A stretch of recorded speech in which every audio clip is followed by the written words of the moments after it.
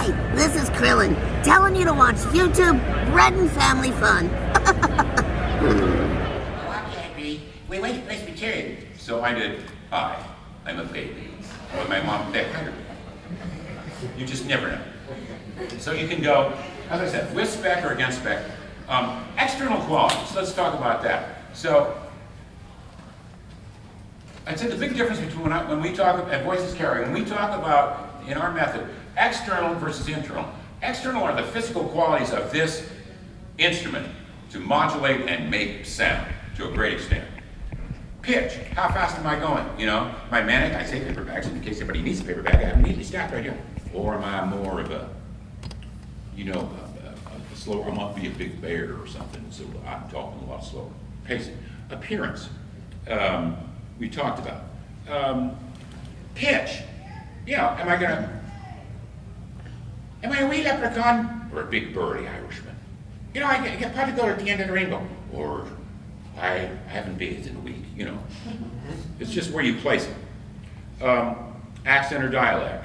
So that was Irish. I mean, you know, it could be you could do a Russian gangster, or you could be a French chef. You know, you crack the eggs. Be careful with the omelette. Use a glass bowl, not a metal pan. These are all external elements that add to the voice and the character. We haven't even talked about acting yet, and you can put it together a pretty good picture with just external elements. But when the director says to you, that's all well and good, you know, I learned this the hard way. You know, I had great control of my voice when I was younger, and you know, I had a bang-up demo reel, and it got me hired, and it was for a big account, and I showed up, and I had been an actor when I was younger, but then I kind of got away from it, and I got into radio, and I was sort of all about the voice. And he said, hey Bruce, I want you to pull my heartstrings on the first line, and on the second line, push me away, and then here I want you to raise an eyebrow, and here I want sarcasm. I was like, ah. That's the acting part. Great, you know, great to have a nice instrument. That's wonderful. I can buy you a Stradivarius violin if you don't know how to play it. Not gonna help you. Okay, so just to finish up some of the external stuff, affectations, we talked about pitch, pacing, accent or dialect. Affectation might just be a little something, you know. I watched Caddyshack not too long ago, and so Bill Murray does this thing where he's talking out the side of his mouth. Or I'm getting over a cold. You'll have to excuse me. Or my senior English teacher, Miss Helen Tanner, had a very wet sort of sound when she was talking about Shakespeare.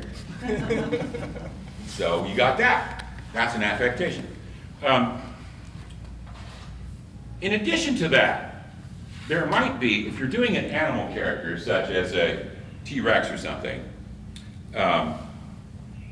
this is one of our scripts. I don't know how well you can see that back there, but this would be a typical audition script. There's a picture at the top, and then this is a samurai T-Rex backstory.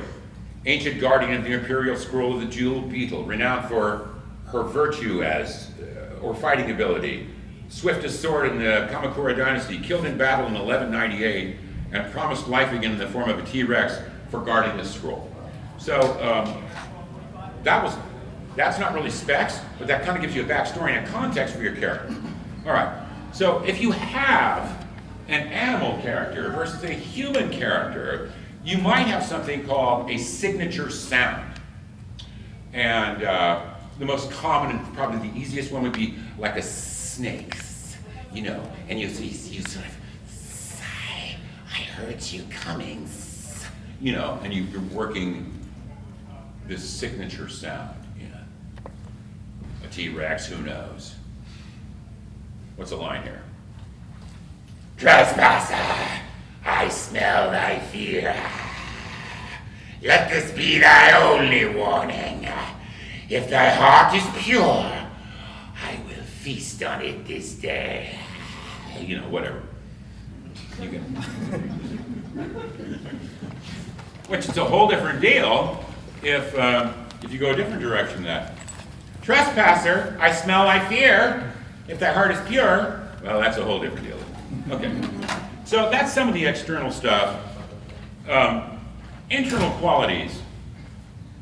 This is what's moving the character. And this is really, as far as I'm concerned, what the actor really sinks his or her teeth into. And that is, we talk about the actor's questions at our school. In other words, two things are very important. Scene, whether you're holding a Chevrolet commercial or an anime script, doing voiceover, or doing voice acting.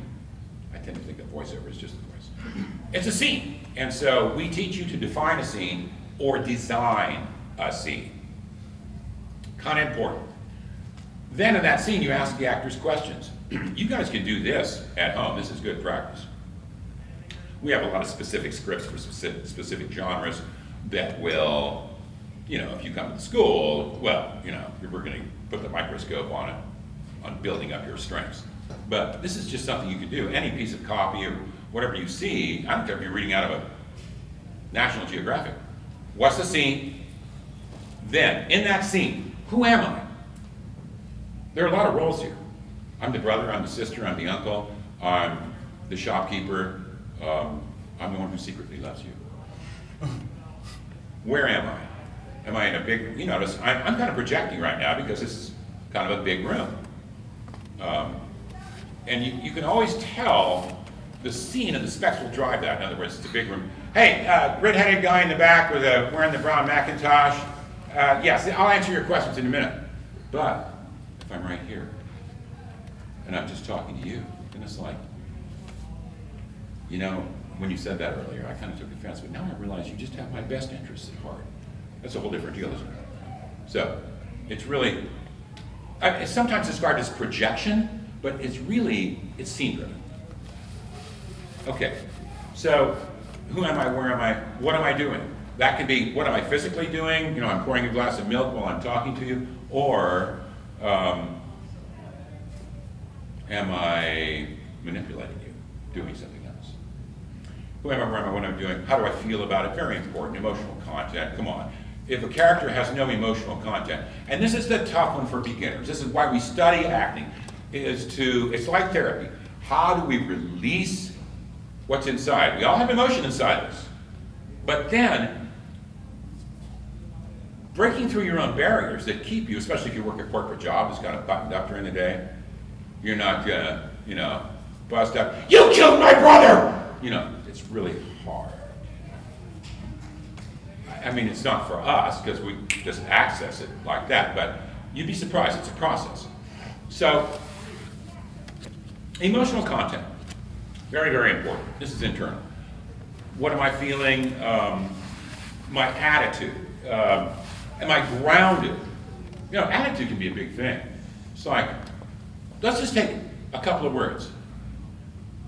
Hi, great to see you again. Okay, straight up. Hi, great to see you again. Now, you really ticked me off the last time we saw each other. Hi, great to see you again. Or I'm containing anger. Hi, great to see you again. I want to take your head off. So, attitude and emotional content, so important. Intent. Am I just here because I love you and I want to help? Or am I here because you killed my brother? What drives us? And that's a little different than goal, too. What's my goal in this scene? Like Missy Ravencraft, she just rolls in and tells the detectives who are investigating the crime scene that they're idiots. And she knows everything, but she does it in a very light, playful way. Well, you're not the brightest bunny in the forest, are you, Inspector? That bad guy left you clues everywhere. You'd see them if you just open your sleepy little peepers. Singing the line sometimes is really good. Scene change. Oh, look at this. An empty soda can, a used Q-tip, 3 shirt buttons, and a concert ticket stub. What does that tell you about the perpetrator? She's just playing with the guy. It would be different if she were very serious. Left you clues everywhere. That's not as much fun. She's fun. He or she will just eat you. So goal, motivation, yeah, what's driving you?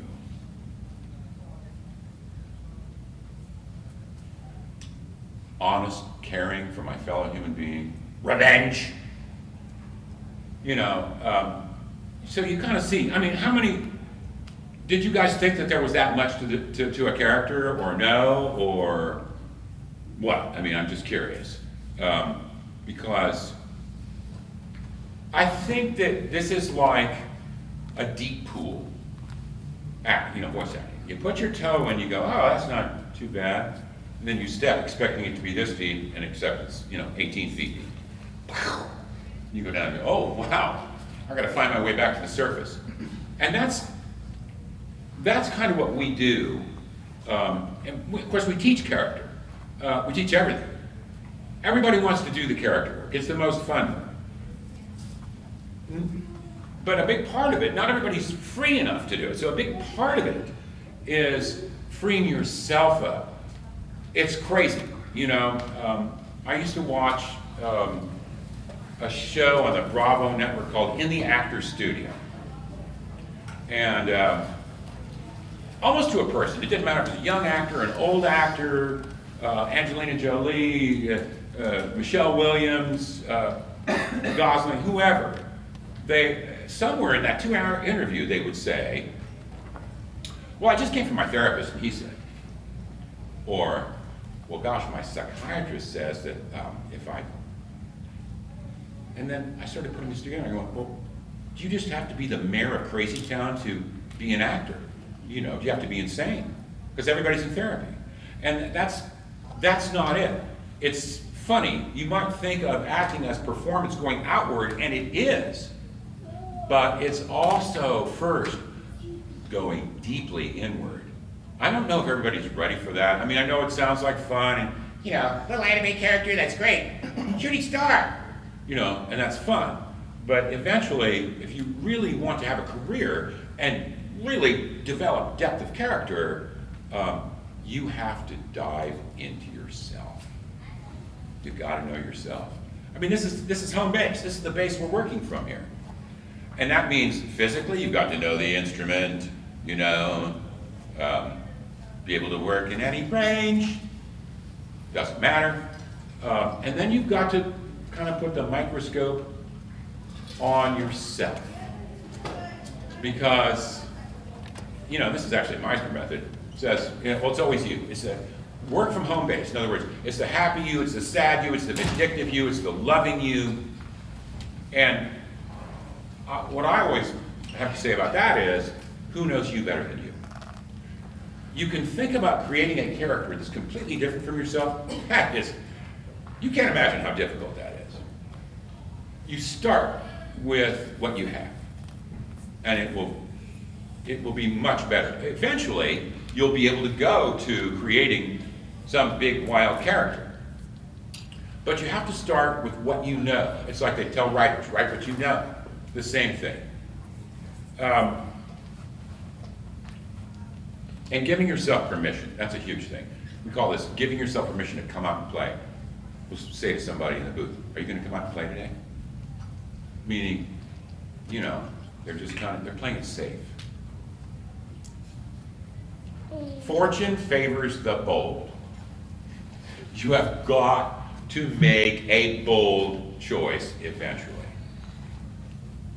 I can't really, I mean, there must be characters where it's just like, you know, oh, I'm bored, I'm so bored, you know.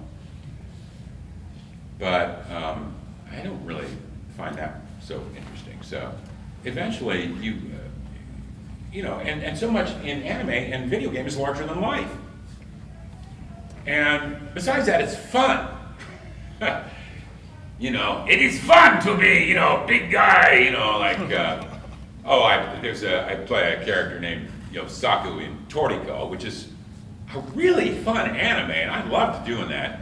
It's not super well known, but he's this big guy. He kind of looks like Wolverine, Hugh Jackman, you know, with a do-rag on his head, and he's got a big stogie cigar, and he travels the galaxy and the universe looking for all new things to eat. He'll eat anything. And That's a lot of fun. Silver's Rayleigh, which is one of my characters in One Piece, he's much more. You know, I've been doing that for 12 or 13 years, I think. I don't know how long I've been doing it.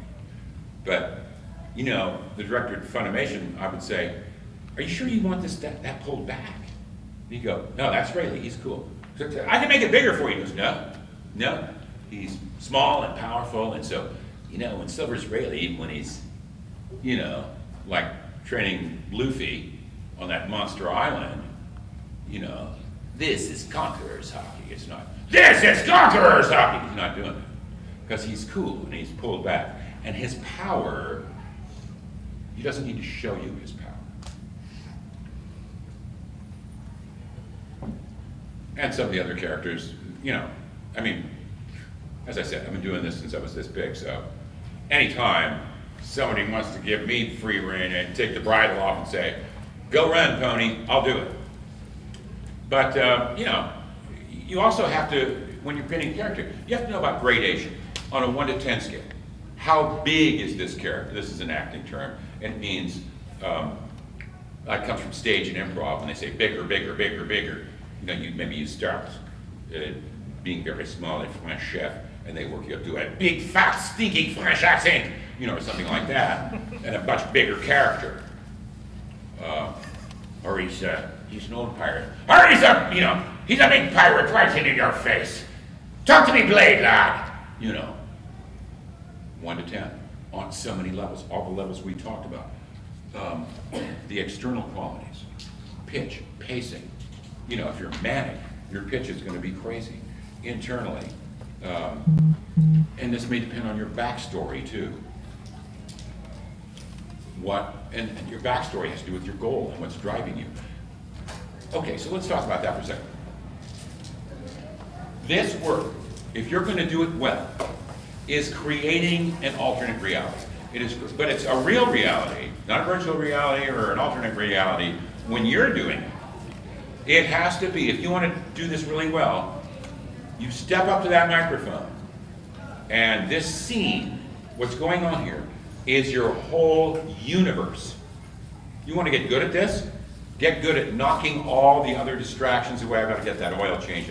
Oh, I've got to pick up Trevor at soccer practice. You have to get rid of all that and just focus for 60 seconds or 30 seconds or 2 minutes or 36 episodes on this as the reality, baby. That's it. You would be amazed. That's focus. With or without your Adderall. So you'd be amazed how much focus brings to the work. How are we doing on time, guys? 11:25. Oh, really? That's good. You know, I can talk about this for a long time, but I kind of want to involve you guys. You know, Q&A. Do you have any questions about character or about specific characters? About anything? Yeah, go ahead. Got a question. Okay. Have you ever been given just like an environment area? So like, okay, you're a character in a coffee shop. Could you do me a favor? How critical is that? Just when you're speaking. Thank you. If you say like you've been given an environment, say like you're a character in a coffee shop. Yeah. Just pick one and roll with it, and then they change off and on. Like, okay, you're the barista one moment, and then you're somebody sitting at the bar and they're complaining about how bad the day was. Okay. So that becomes like Robin Williams in Aladdin. And then eventually, okay, this is the character I think you should go with. Is that ever? So are you saying you go to an audition and they have a bunch of characters, like, and the scene is a coffee shop, and they have you read for several, and then you go, okay, you're this one. Right. That actually, that's very astute. When you go into Funimation for auditions, they tell you to prepare like 3 characters. And because there's that ring binder with all the pictures and the specs and all that routine. And you do get to do, you get to do about, in this scene, might be 3 characters. Or there might be 7 characters in the scene. And you pick 3, and you do it, and then, what's the old expression in business, the golden rule in business? He who has the gold makes the rules. you know, at Funimation or at Overton or wherever, they're the judges of what you do best. And that's called a casting process. And so you might do those 3 characters. And they go, you know, well, you did the waitress so much, but you nailed that. You nailed her attitude. And so they pick you for that. And then also, the value of improv and the value of having fluid talent is they might go, you know, what's your name? Ulysses. Ulysses? You know, Ulysses, that's great. You prepared those. We were kind of thinking about this guy. Will you do this guy? Well, I didn't really prepare that. Well, we'll give you a minute. And so, yeah, it's a fluid situation in that sense, too. So, yes, that's funny. You kind of define that as maybe a fantasy situation. But that is an actual casting situation where you prepare multiple characters, you go in, and then they go, okay, yeah, we kind of like that second one, that was great. How about this guy? And you're like, it's totally cold. You didn't do anything, which is why we like cross-training from other areas of acting. Improv is good. Being able to think on your feet is good. A lot of times, you know, thank you, by the way, thanks very much. Thank you for being the first person. You bet. In ADR,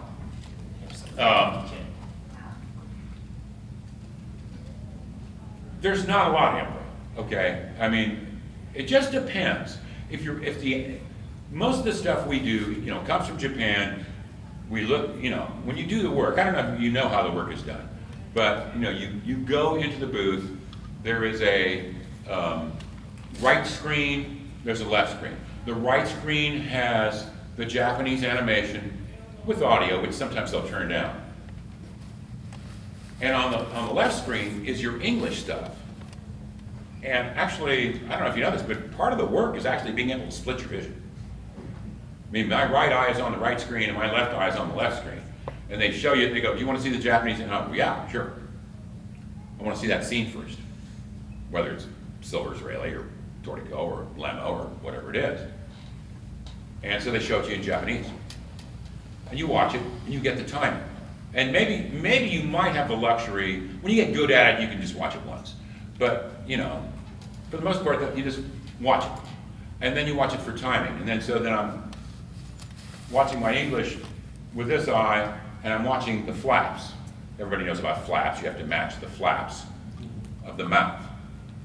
And that's pretty critical. And at first, it's not super easy. After a while, it's just a skill you acquire. And so then there's another process in there where, in other words, it's too many words. You know, they hear you do it. So you watch it once, you watch it for timing again, they go, you ready? Sure. And then it comes up on yours, you get deet, deet, deet, and after the third beep, you go. And then maybe you're pretty close, and they go, yeah, too many words, and they rewrite on the spot. This is very common in an animation booth, or animation video game session, especially anime. And they'll change the wording, and then you do it again. But there's not a lot of improv because you're kind of locked in by these flaps, you know. And you really have to hit them. I mean, they'll take out one syllable. They go, and then you go, oh, I have to speed up on the front end of this line. Then there's a 2-beat pause. And then, of course, that's when you learn a comma is half a beat, a period's a full beat, ellipses, 3 dots, that's a beat and a half. And you kind of just get to learn from doing that. But while improv is a great skill, in the casting process, think on my feet, oh, I can become that character. And when you're doing the actual work, not a whole lot of that, unless it's more of a homespun project or it's a local project, the animators there, the writers there, and all that. Yak, yak, yak, yak, yak. Woo! What else? Yes, okay. I'll get to you. Sure. Mine's kind of a two-parter. So my first Part one is how important would you consider like doing impressions of characters, like ones that you like as a kid grew up was like, ooh, I want to sound like Goku, or I want to sound like Perfect Cell. And okay. That's a great question. Imitation? Mm-hmm. It's great training. We do get people coming to the school and they say, I can do every Warner Brothers voice. I can do every Looney Tunes voice. And of course the answer to that is, that's great. They've already got somebody to do that. But it's great training for you, great mimic training. So, I mean, I could talk more about that, but yeah, what's up, Jack? You know, that's good for you. What's part two? And then my part two would be like, how would you take that experience that you get from doing the imitation and then trying to take that experience and molding it into creating your own character? It's an organic process. It's not, I'm sure you can relate to the fact that I can't say, well, here's step one, here's step two, here's step three, because this is creativity. So, just trust in the fact that it happens. You know, it's like, what do they call it, a faith fall, where you know the guys are going to catch it if you fall. It's that kind of thing. It just happens. I know it's like Shakespeare in Love. But why? It's a mystery. It is a mystery, but it will happen. You start doing this mimicry, and you play with pacing and dialect and all these elements that we've talked about, and then eventually, you know what inspires it sometimes? It's that nutty great aunt you have, or just somebody in your life. And I think that's probably my best answer for part two is, something in your real life drives you and motivates you to create that character. Great questions. Yeah? Oh, I just had a question, like, did you ever have an experience where, like, you had to, you were like, okay, do this character, and, like, you hear what the Japanese voice actor did for, like, anime, like, let's say, like, they did a really high-pitched voice, and you're like, I think this character sounds better if he had a deeper voice. Like, you ever had one of those experiences? Like, That's so cute. Because they don't let you do that. oh. Yeah, wouldn't it be great? Like, oh, I don't know what it was. One of my, you know, I'm watching the Japanese, and you know, you're trying to really work parallel to them. You're trying to stay true. And I think that the purest viewers, you know, the people, I have several purist friends who, they don't watch dubbed animes. Cameron in Atlanta, I just talked to him, and he's like, I asked him, well, what did you think about you know, some work I did? And he goes, I don't know, I can hear your voice, I watch in Japanese. I go, thanks, man. But yeah, I mean, you can say that, feel free to say that. You know, I think to the director, I think that would sound better. He said, that's great, do this. He who has the gold makes the rules. But that's a great question, and it would be wonderful if you had that kind of creative input. Now, once again, if you are part of that creative process, it's an original anime, and you're working with your buddies who are the animators and so forth, then you probably have that kind of creative latitude. But for the most part, we are trying to parallel, I'd say in almost all cases, the Japanese example. I'm going to be in the range where the Japanese voice actor is, and try and get a sense of his cadence. That'd be great. I'm writing you a paycheck, Bruce. Do it the way I want you to do it. That's the way it is. Guys, just let me know when we get close to 11:45, because we have to clear out of the rooms. 10 minutes. 10? Good. The last one. Okay, well, I mean, Q&A. Well, guys, if you got this far in the video, I cut it off there in Q&A because my battery was dying on my phone. I'm joined by Kason. He's chilling on some Fortnite. So hope you enjoyed it. What I did capture of it. It's hard, you know, doing these things because you have limited battery, and we didn't come the best prepared, even though we tried to prepare it the best way. But hope you enjoyed it, and we're gonna have some more videos coming soon. Yeah. Stay tuned and make sure you subscribe. Bye. Bye.